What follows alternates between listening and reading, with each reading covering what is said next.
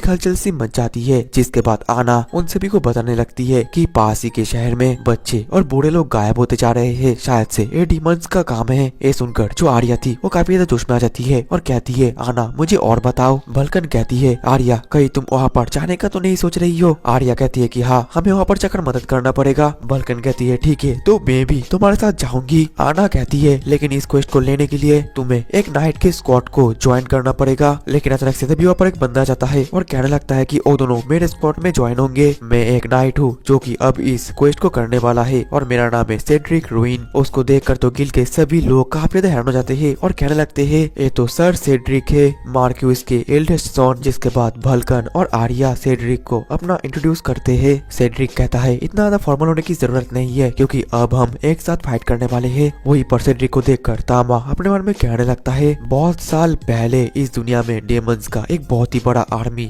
हमला किया था। ये दुनिया का सबसे ज्यादा बड़ा वॉर माना जाता था इंसान और डेमंस के बीच में। लेकिन शुक्र है उस ग्रेट मैच की जो कि वक्त पर आया अपने टीम के साथ और सभी डेमंस को धूल चटाया, जिससे इंसान जीत गए और उस टीम में सेड्रिक भी एक हीरो की तरह लड़ा था। जिसके बाद प्रेजेंट में आर्या कहती है सेड्रिक समा हम लोग डेमन से फाइट करने वाले हैं तो फिर हमें और भी लोगों की तो जरूरत पड़ेगा। तभी बीच में आना कर कहती है कि आर्या तुम्हें उतना ज्यादा चिंता करने की कोई जरूरत नहीं है क्योंकि सेड्रिक के पास एक कमाल का टीम है। अब अगले दिन सुबह वो दोनों पूरी तरीके से रेडी हो जाते हैं जाने के लिए। लेकिन तामा को तभी रियलाइज हो जाता है कि जो आर्या है वो काफी ज्यादा घबराई हुई है, जिस वजह से वो आर्या को चीयर अप करने के लिए उसके गाल को चाटती है। आर्या भी समझ जाती है और कहती है तुम चाहती हो कि मैं चीयर अप हो जाऊं है ना तामा, तुम्हारा शुक्रिया। और फिर वो सीधा तामा के गाल पर किस कर देती है, जिस वजह से तामा काफी ज्यादा ब्लश करना शुरू कर देता है और अपने मन में कहता है पता नहीं मेरा दिल इतना ज्यादा तेजी से क्यों धड़क रहा है। अब अगली पल वो सभी कार्ट में बैठकर वहाँ पर निकल जाते हैं और वहाँ पर और भी मेंबर्स थे जैसे कि डैनी और हावर्ड और दो लड़कियां भी थे, एक का नाम था केनी और एक का नाम था मारिटा। जिसके बाद जो आर्या थी वो तामा को उन सभी से मिलाती है और कहती है ये एक एलिमेंटल कैट है और तामा को देखकर वो सभी एक्साइटेड हो जाते हैं। और फिर तामा का ही तो मजे है, सभी उसको लेने के लिए झगड़ा करना शुरू करते हैं और तामा तो सभी के चंगुमंगू के ऊपर आराम से लेटा हुआ था और अपना आप ही एक आनंद ले रहा था।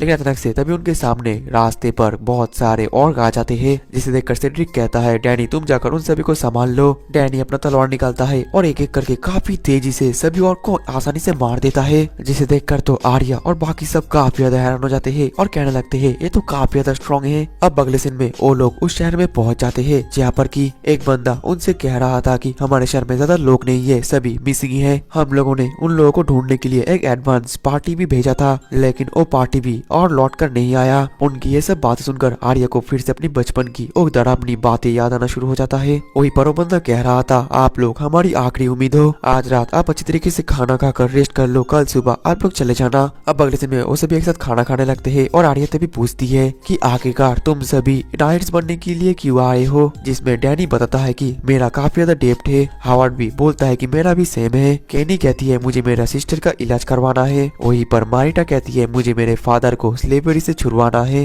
ये सुनकर आर्या को काफी ज्यादा बुरा लगता है और कहने लगती है मुझे माफ करना। वो लोग खुश होकर कहते हैं तुम ज्यादा चिंता मत करो, हम लोग इतना ज्यादा नहीं सोचते, हम सभी दोस्त है। अब अगले दिन में तो वो सभी बाथटब में होते हैं और नहाने लगते हैं। उन सभी को कपड़े उतारते हुए देखकर तामा तो बहुत ही ज्यादा मजा ले रहा था। अपने मन में कह रहा था पता नहीं मैं किस किस को देखूं, यहाँ पर सब है हसीन हसीन। जिसके बाद जो आर्या थी वो तामा को अपने चंगुमंगू के ऊपर रखकर उसको साबुन से नहाने लगती है और तामा भी उसका मजा ले रहा था। इसके बाद वो सब एक साथ नहाने लगते हैं। तभी आर्या के बड़े बड़े चंगुमंगू को देखकर बाकी सब कहने लगते हैं कि तुम्हारे चंगुमंगू तो फ्लोट कर रहे हैं, ये तो काफी ज्यादा बड़े हैं। आर्या कहती है एक काफी ज्यादा एक बड़ी परेशानी है, ये इतने बड़े बड़े हैं कि मेरे कंधे भी दर्द करते हैं। ये सुनकर केनी वल्कन और मारिटा कहते हैं अब तो फिर हम दबा दे और तुम्हारे दर्द कम कर दे। जिसके बाद तो तीनों मिलकर आर्या के चंगुमंगू को दबाना शुरू कर देते हैं और वो सभी तो बहुत ही अजीब सा नॉइज भी निकालते हैं। साइड में जो लड़के नहा रहे थे उन लोगों को ये आवाज सुनकर काफी ज्यादा परेशानी हो रही थी। डैनी कहने लगता है मुझे और कंट्रोल नहीं कर पा रहा हूँ, मैं देखने जा रहा हूँ। हावर्ड बोलता है मैं भी आता हूँ और फिर वो दोनों वहाँ पर झांकने के लिए जाते हैं। लेकिन जैसे वहाँ पर झांकने वाले थे तभी वहाँ पर तामा आ जाता है और उन दोनों को हाउलिंग से उड़ा देता है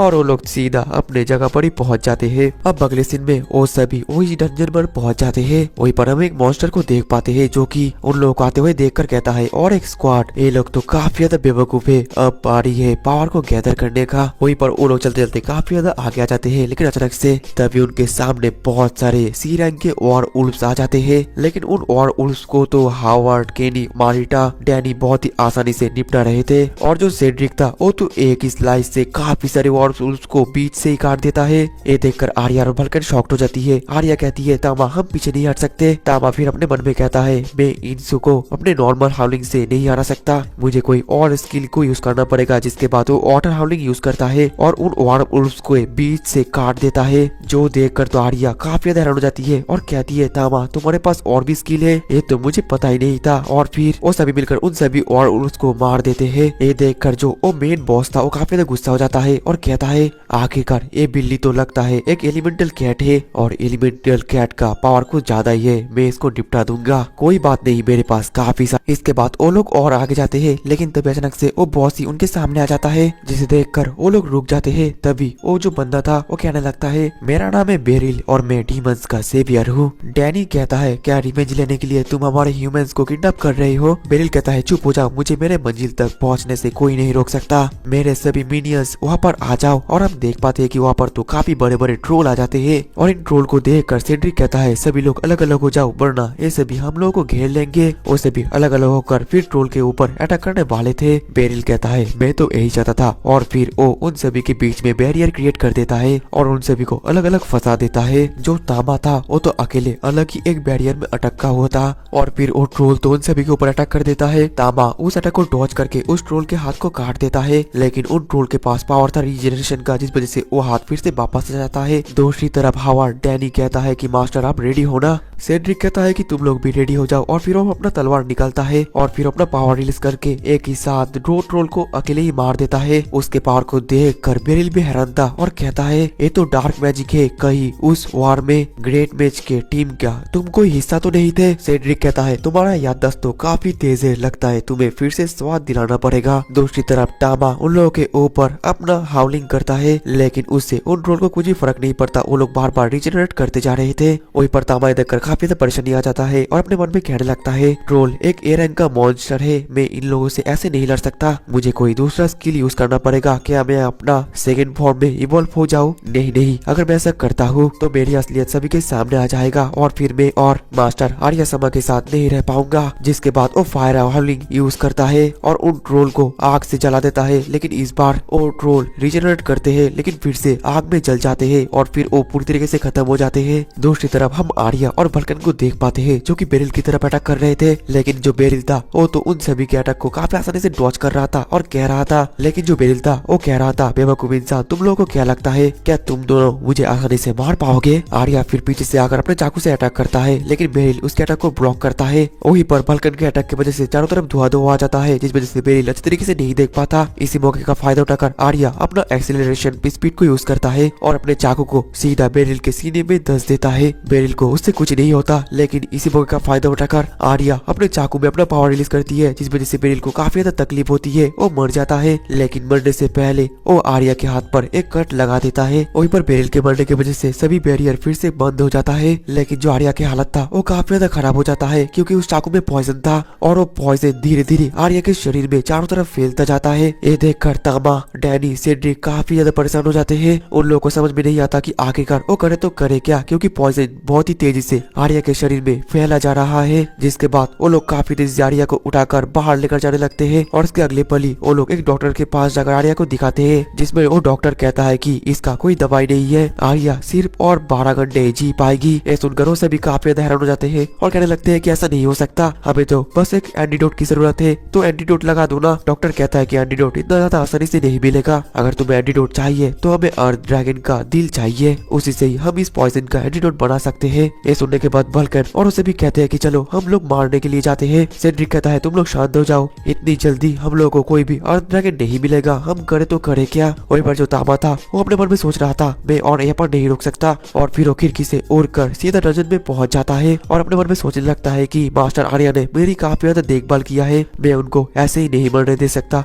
और फिर वो फर्स्ट एपिसोड में हमने जो अर्थ ड्रैगन को देखा था वो उसी अर्थ ड्रैगन के पास पहुंच जाता है। अर्थ ड्रैगन उसको देखकर कहता है कि आखिरकार तुम यहाँ पर क्या कर रहे हो? तामा तामा कहता है मैं तो यहाँ पर तुम्हारा दिल लेने के लिए आया हूँ। और ड्रैगन हंसता है और कहता है क्या इतने आसानी से तुम्हें ये मिल जाएगा, और फिर वो तामा के ऊपर अटैक कर देता है। लेकिन तामा को काफी ज्यादा मुश्किल होती है। वो अपने मन में कहता है मैं इस हालत में तो ड्रैगन से बिल्कुल भी नहीं जीत पाऊंगा, मुझे अपने सेकंड फॉर्म में इवॉल्व होना ही पड़ेगा। लेकिन इसके बाद मैं और मास्टर आर्या के साथ नहीं रह पाऊंगा, मुझे माफ करना आर्या समा, यही शायद मेरा अंत है। और ये कहते हुए वो अपने सेकंड फॉर्म में इवॉल्व हो जाता है और वो तो काफी ज्यादा बड़ा और खतरनाक एक बहुत ही बड़ा मॉन्स्टर में बदल जाता है। उसको देखकर ड्रैगन भी शॉक्ड हो जाता है और फिर वो दोनों एक साथ फाइट करना शुरू कर देते हैं। और दोस्तों इसी के साथ ही हमारे सो गाइस, अगर आपने मेरी वीडियो को एंड तक देखा तो वीडियो को लाइक कीजिए, कमेंट कीजिए, शेयर कीजिए, सब्सक्राइब कीजिए मेरे YouTube channel Animate Than Lands को। और अगर आप मुझे कोई एनिमे रिकमेंड करना चाहते हैं तो आप मुझे इंस्टाग्राम पे डीएम कर सकते हैं। मेरे इंस्टाग्राम की लिंक आपको मेरे बायो और मेरे चैनल के लिंक में मिल जाएगी। और इसी के साथ ही ये वीडियो यही एंड होती है।